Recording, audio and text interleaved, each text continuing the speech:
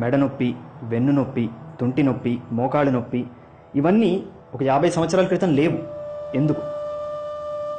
Reason ఏంటి? మనుషులు వేల సంవత్సరాల నుంచో లక్షల సంవత్సరాల నుంచో ఏం చేశారు?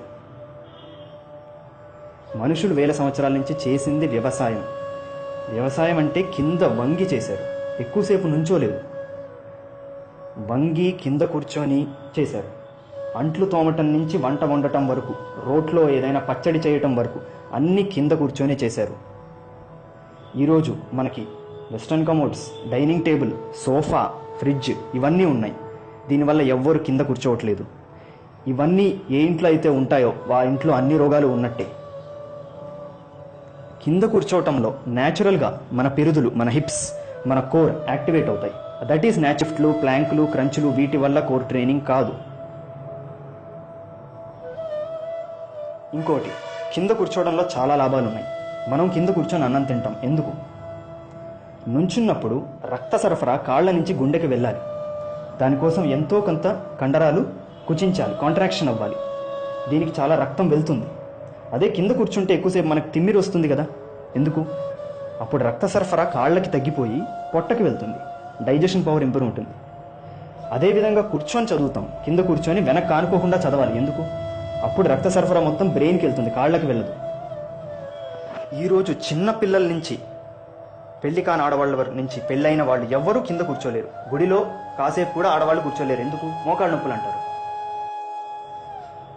చాలామంది సాఫ్ట్వేర్ వాళ్ళు కానీ మిగతా వాళ్ళు కానీ అప్పుడప్పుడు వీకెండ్స్లో ఆడుతుంటారు. ఏమనుకుంటారంటే ఆడటం వల్ల ఫిట్నెస్ వస్తుంది అనుకుంటారు. తప్పు, అక్షరాల తప్పు. ఫిట్నెస్లోకి వచ్చాక ఆడాలి, లేకపోతే ఇంజురీస్ అవుతాయి. మనం కూలి పని చేసే వాళ్ళని చూస్తే కనుక వాళ్ళు ఎంతో బరువు ఉన్న కొండల్ని కొడతారు, లేపుతారు, తల మీద పెట్టుకుంటారు, బకెట్లు పెట్టుకుంటారు. వాళ్ళేం కాల్షియం టాబ్లెట్స్ తీసుకోవట్లేదే. న్యాచురల్గా అది న్యాచురల్ యాక్టివిటీ కాబట్టి వాళ్ళ మజిల్స్ని వాళ్ళు ట్రైన్ చేసుకున్నారు. అదే మనం కూడా చేయాల్సింది. చిన్నపిల్లలు అంతకుముందు కింద కూర్చునే ఆటలు అంటే గోళీల ఆటము, గిల్లీ దండ ఆటము, ఇట్లాంటి చాలా ఆటలు కింద కూర్చొని ఆడేవాళ్ళు మట్టిలో. ఇప్పుడు భయం, మట్టిలో ఆడితే ఎక్కడ వాడికి అనారోగ్యం వస్తుందా అని చెప్పేసి అది ఆడనివ్వట్లేదు. అట్లా మట్టిలో ఆడితే వాడి రెసిస్టెన్స్ పెరుగుతుంది, రేపొద్దున వాడికి ఇన్ఫెక్షన్స్ రాకుండా ఉంటాయి.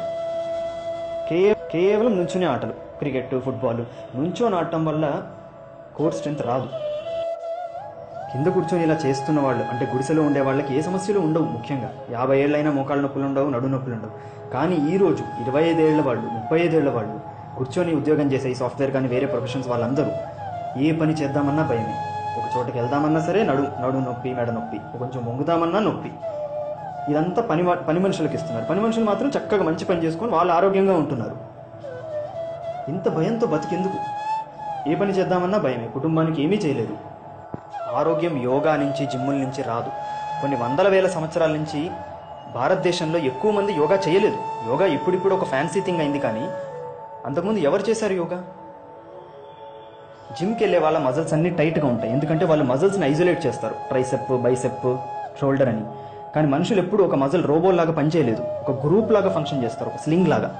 అదే న్యాచురల్. జిమ్కి వెళ్ళే వాళ్ళు ఎవరు కూడా కింద కూర్చోలేరు. కాసేపు ఒక అరగంట, గంట సేపు కూడా నిటారుగా కూర్చోలేరు. పద్మాసనంలో, సుఖాసనంలో కూర్చోలేరు. వాళ్ళు వాళ్ళ బట్టలు ఉతుక్కోలేరు ఎక్కువ మంది. ఎందుకు? అది చాలా రాంగ్ ట్రైనింగ్. ఇది నేను చెప్పానని మీరు వెంటనే కింద కూర్చున్నారేమో, మీరు కూర్చోలేరు. ఎందుకంటే మీకు మోకాళ్ళ నొప్పులు వస్తాయి. దీనికి రీజన్ ఏంటంటే మీరు చాలా గ్యాప్ ఇవ్వటం. చిన్నపిల్లలుగా ఉన్నప్పుడు అంటే పుట్టిన తర్వాత కొన్ని సంవత్సరాల వరకు ఎవరైనా బాగా కింద కూర్చొని ఆడుకుంటారు. ఎందుకు? పెళ్లికి ముందే వాడు ఎన్ఆర్ఐ అయి ఉండాలి, వాడి కోట్లు ఉండాలి, వాడి కారు ఉండాలి. ఇంకా ఇవన్నీ ఆలోచించే వాడు కింద కూర్చుంటాడా? కూర్చోడు. వాడికి అన్ని రోగాలు వస్తాయి. కింద కూర్చోవడం వల్ల మన డైజెషన్ పవర్ నుంచి మన రెస్పిరేటరీ ఫంక్షన్ వరకు మనం పైన కూర్చొని వాళ్ళని కింద కూర్చోమంటే కూర్చోలేరుగా. ముందు మనం ఆచరించేలాగా ఉండాలి. మనం ఆచరించాలంటే మనకు బేసిక్ స్ట్రెంగ్త్ ఉండాలి. దానికోసం చాలా ఎక్సర్సైజులు చేయాల్సి ఉంటుంది. మన బాల్యం, మన యవ్వనంలో మనం ఎంతైతే ఫిజికల్గా యాక్టివ్గా ఉంటామో అదే మనని ముసల్తనంలో రక్షిస్తుంది. లేకపోతే ముసల్తనం మొత్తం రోగాలు, నొప్పులు.